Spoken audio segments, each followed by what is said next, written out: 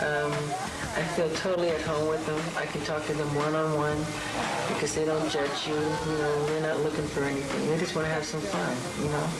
And that's the same with myself. And I can connect to that, you know. I can understand that. And the fact that I missed out on so much as a child. As soon as they come in the room, for me, the room lights up. I like the sound it makes. That's great. That's great. Is they really funny? Oh my God, they're funny. Didn't one of them say something funny to you yesterday about... Yeah, one of the boys said to me, he said, he saw all the rides and all the amusements, and he said, Michael Jackson, you own all of this? I go, yeah. He said, you paid for all of this? I said, yeah, I did. And you still have money left over? That's exactly what he said to me. I said, yeah. I said, yeah. He goes, I can't believe it. He said, I can't believe it. That's exactly what he said. He was amazed that I still had money afterwards. We're Make-A-Wish staff members, and we are escorting all the Wish families that came to meet Michael. It's just great to be a part of it and see how happy they are.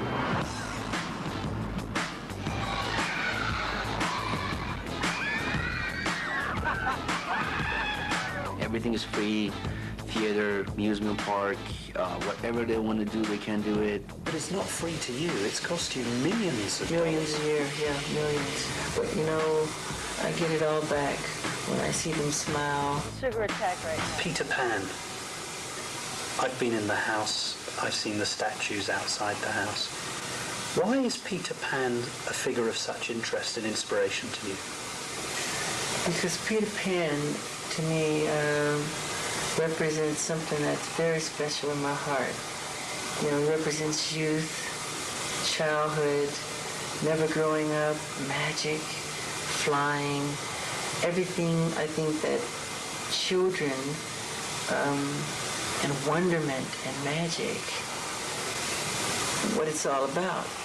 And to me, I just have never, ever grown out of loving that or thinking that is very special. You don't want to grow up? No, I am Peter Pan. Are you like a Michael Jackson? I'm Peter Pan in my heart. Do you think it would be true to say that you found friendship and inspiration in children that you haven't been able to find in adults? That's absolutely the truth. Really? Yes. Yes. I haven't been betrayed or deceived by children. Adults have let me down. Adults have let the world down. What you're seeing all took place on the day that Martin Bashir and his crew were filming at Neverland.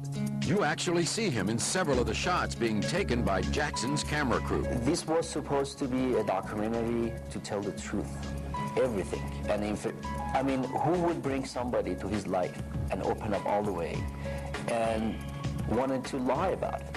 You know, if you want to lie about it, don't even do it. He didn't have to do this documentary. Nobody forced him to do this documentary. After a full day spent with children from the Make-A-Wish Foundation at Michael Jackson's Neverland Ranch, what was Mr. Bashir's comment? We'll quote directly from his appearance on ABC's Primetime Thursday. One of the most disturbing things is the fact that a lot of disadvantaged children go to Neverland. It's a dangerous place for a vulnerable child to be. Now, I'm not saying that I saw any evidence of Michael Jackson being involved sexually with any children. Quite the contrary. But what I am saying is that children who are vulnerable should not be going into the house of a billionaire superstar where they sleep in his bed. As we said, that was Bashir's comment heard on TV by millions of people. But what did Bashir say to Michael Jackson about this day at Neverland? Let's take a look at the footage that was captured by Michael's camera, documenting the interviews. The problem is, you see, nobody actually comes here and sees it. But I was here yesterday and I saw it, and it's nothing short of a spiritually kind thing. He does it all the time. I know, but I've told him. I know. A lot of people see it, but they never talk about it, and I've said this to him, and what I've wanted to convey is those two things. Yeah. And what we've had the privilege of doing this week is not only talking about the musical genius, but about what we saw yesterday, which was incredible. The woman you see has been Michael's makeup artist for over 20 years. Evie was saying, what are you talking After about? listening to the glowing praise Bashir had for Michael in this interview, she had a very hard time believing he could call Neverland a dangerous place for children. I've never read about that. I didn't even... It's so hard for me to imagine that Michael opened up the gates not only to Neverland, but to his heart, to Bashir. And I really thought that Bashir got it. It's getting And worse. like, he does, I mean, I can't tell you, I don't think that he's been doing it. You never see anybody talk about that stuff, what he did. But when Michael's talking, Twist, but like when this- he's talking about the things that he's passionate about, it's obvious that it's in his eyes. Yeah, This is what's in his people heart. usually don't ask these questions of him. And if they do, they don't make it in the papers, they don't make it on the interviews, it's all the negative stuff. Stupid rumors. And they cut questions out, and they just like that's they make right. it. That's why he doesn't even do interviews anymore. They twist everything. From the moment I met him, I mean, I remember, how can people be so cruel? Like, I read an article and I It's was crying, and disgusting. he goes, It's disgusting. Well, we ain't doing that here. Now, what could make an award-winning journalist have such a different opinion between what he would say on the air and what he would say in the interview footage not included in his special? It appears that after Mr. Bashir had called cut for his own camera crew, he may well have forgotten that Michael's camera was still recording his every word, a possibility supported by a written request from both him and the producers of his special to make Michael's footage available for their review. The different opinion expressed by Mr. Bashir regarding the safety of the underprivileged children who visit Neverland is only the first of several contradictory moments captured on tape, all of which you will see and hear on this program.